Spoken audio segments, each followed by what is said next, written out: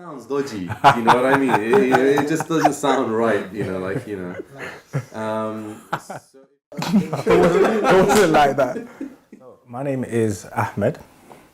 I am from South London, and I am from a Jamaican household. I grew up with my grandma,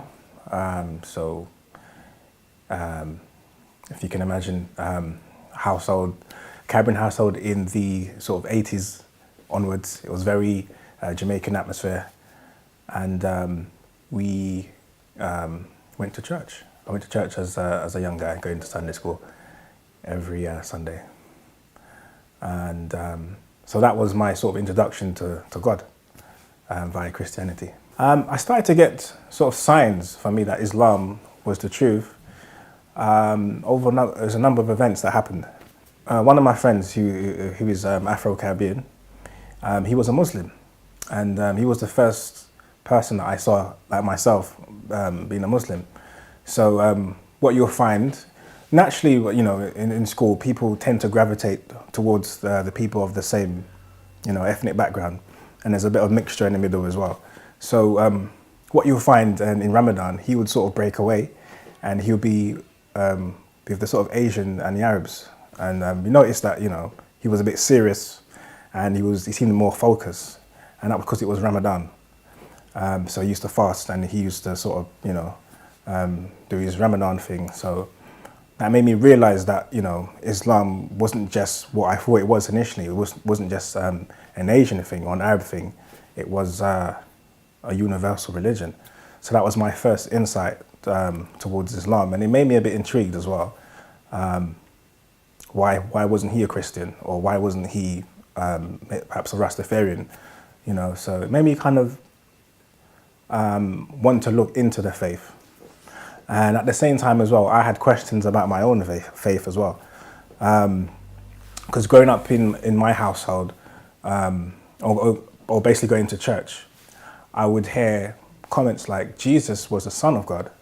And then sometimes I would hear that he is God. And it was hard to sort of find out what he really is. Is he Son of God or is he God? And people say he is both. And then there was the whole Trinity thing as well. So it didn't make sense. And I didn't see how Jesus was God, So although I believed, I still believed in Christianity, I still believed in like the prophets and the biblical stories, but something to me wasn't really adding up. So that was my friend that I mentioned, and then also my sister. She at the age she was about 16, she started showing an interest in Islam, and she told me that she went to the mosque, and her friend took her to the mosque, and they were doing ablution, and then she wore a scarf, and they started praying. And I was like, oh, okay, that's quite interesting. So again, Islam came up during sort of late 90s.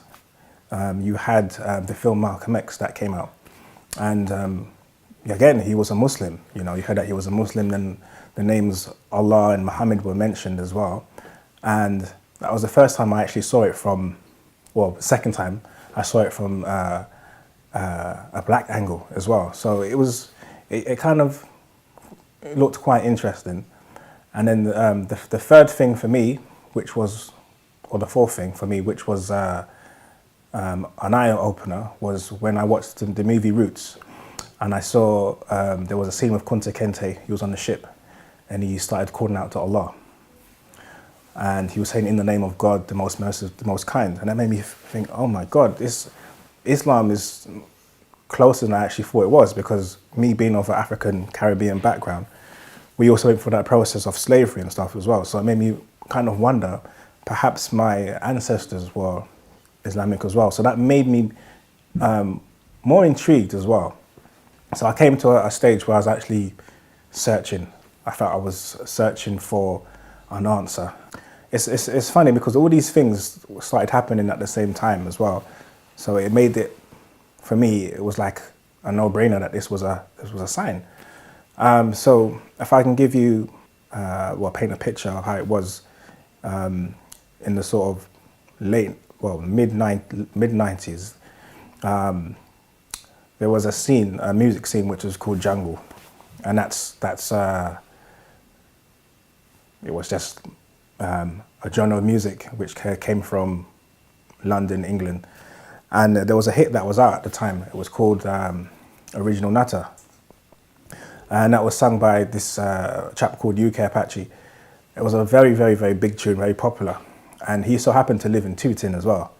So we would see him, just on the street, and we say hello and whatnot. And there was one particular time I saw him, and we stopped and we greeted. He said hello, and I said hello back.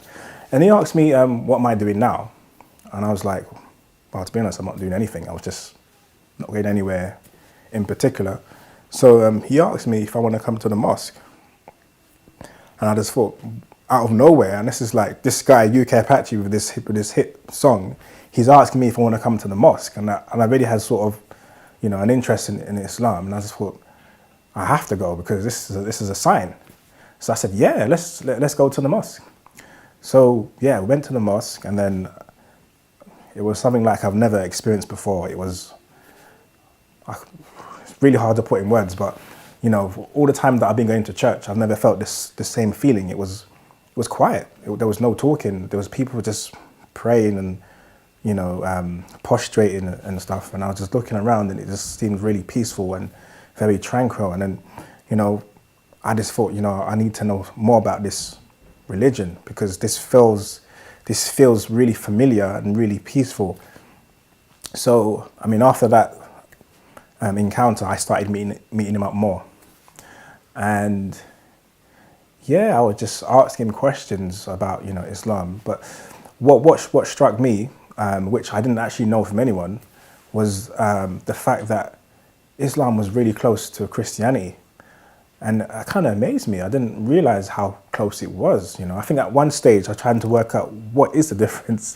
That's how close it was. But, all the prophets that I knew before, that I was taught as a child in Sunday school, they're all mentioned in Islam. And the stories were very similar, if not exactly the same.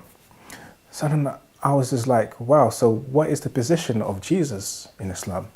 And then when I was told that he was a prophet of God, that made more sense to me. That was like the missing piece of the puzzle. So I was like, yeah, this is, that was time for me to embrace Islam and, take my Shahada. One of the things that concerned me about initially taking that plunge, that step, was the whole practice, the rituals that came with being a Muslim, the fact that you have to pray 5 times a day. It was very daunting, to be honest, and I did, because what would happen, because I asked so many questions about Islam.